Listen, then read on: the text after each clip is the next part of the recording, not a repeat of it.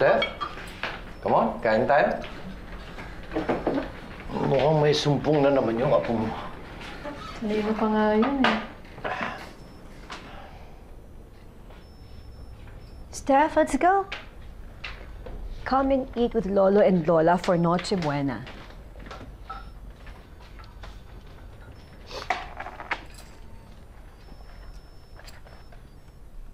Sit down.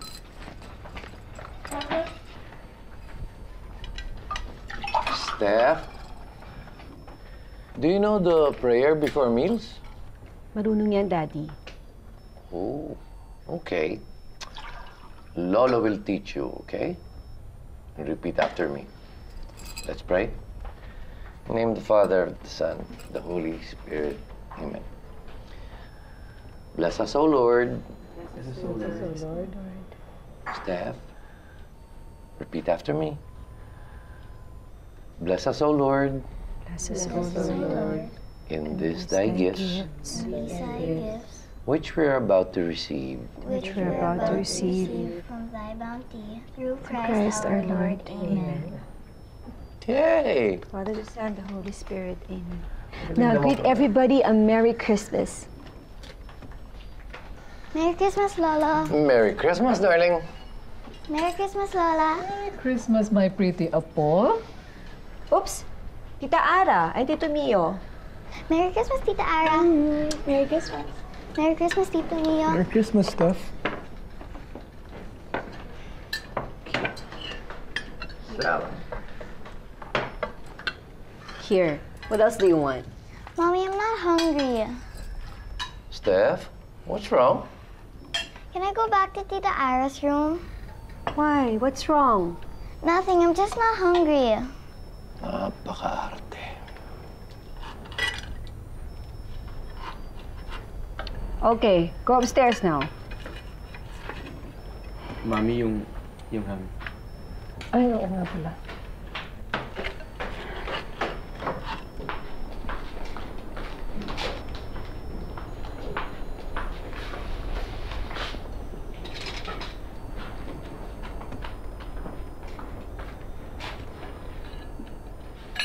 Medyo masama po ang pakiramdam ni Steph, Daddy.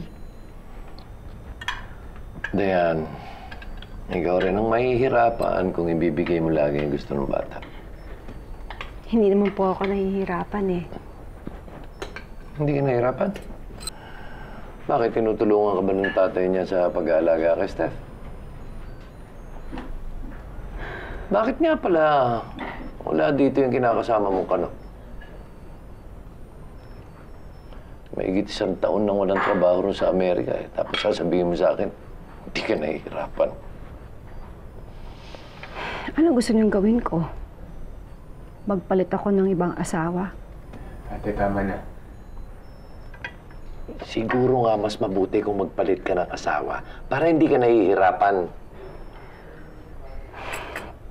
Oh, Mami! Ikaw din, ha? Maghanap ko rin ng asawa para hindi ka nahihirapan. Anak na. Sugarol? Teka, ano ba yung pinagmamalaki mo, ha?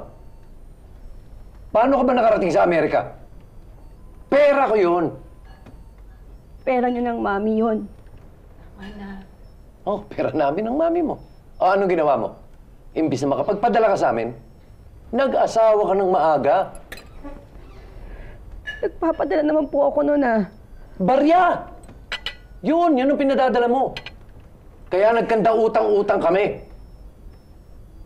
Dahil yun sa pagsusugal ninyo, Daddy. Kaya kayo nabaon sa utang. Tapos tutulungan namin kayo. Tutulungan ko kayo.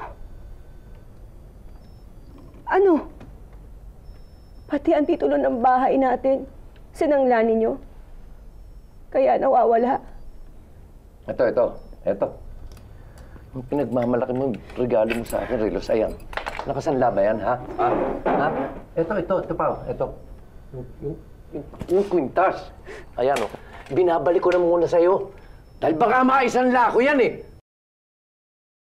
Daddy, tama na. Hindi, kung pagsalitaan niyo ako, parang hindi niyo ako ama. Hindi pwede sa klase ng ama. Ano sabi mo? Hindi ba Ano? kayo titigil? Sige, magpatayin kayo!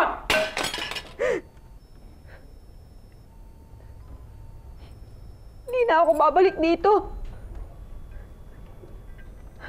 Sana, Mami, hintay ko na lang kayo sa Amerika. Akala ko ba wala kang pera? Pagdating sa mami mo, may pera ka? Birthday ni Mami sa February. Birthday gift ko yun sa kanya. Hindi, walang aalis dahil nawawala ang mga passports! Mami! Walang pera, walang passport, walang aalis! Ganun lang kasi yan! Kaya tumingin lang kayo!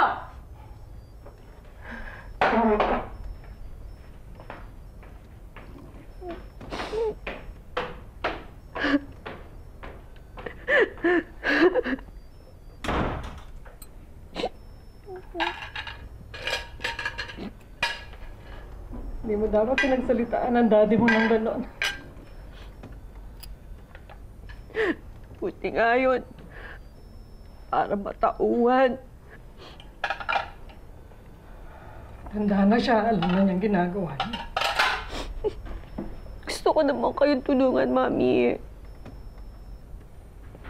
Kaya lang, meron na ako sariling pamilya. Kaya nga. Lalo na ngayon, buntis ako.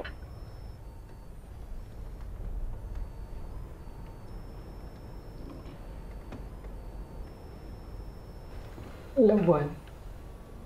3 months.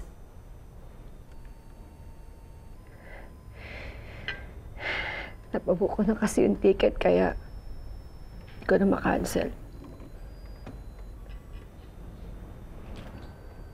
Sige, wag mo na kami isipin.